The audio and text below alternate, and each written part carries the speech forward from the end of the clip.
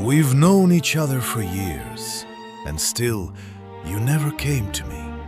You never welcomed me into your home. And now, in this dark hour, you come to me.